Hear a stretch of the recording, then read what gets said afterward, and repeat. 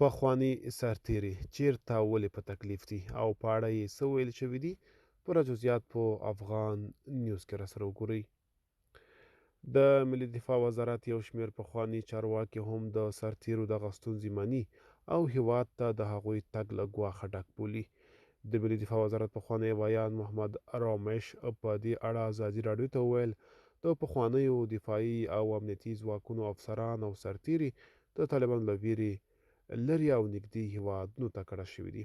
له هغوی ترخو تجربو سره چې ځینې خپل وطن ته له راستنېدو وروسته لیدلي دي، یقینا له ایران، پاکستان او ترکیې څخه د دوی ایستل به ستونزمن وي.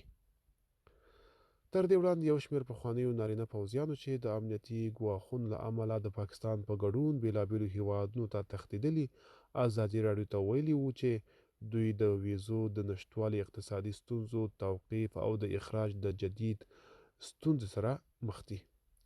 دغه پوځیان تل ټینګار کړی چې افغانستان ته د ستنېدو کومه لاره نه لري او له ټولو ستونزو سره په ګاونډیو هیوادونو کې ژوند تیروي.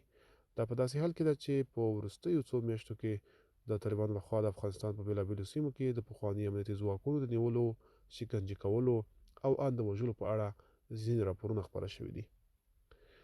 خو د طالبانو د حکومت تل ویلي چې د دوی د مشر له امر سره سم په هیواد کې د عمومي عافیې پر پلي کولو ټینګار کوي.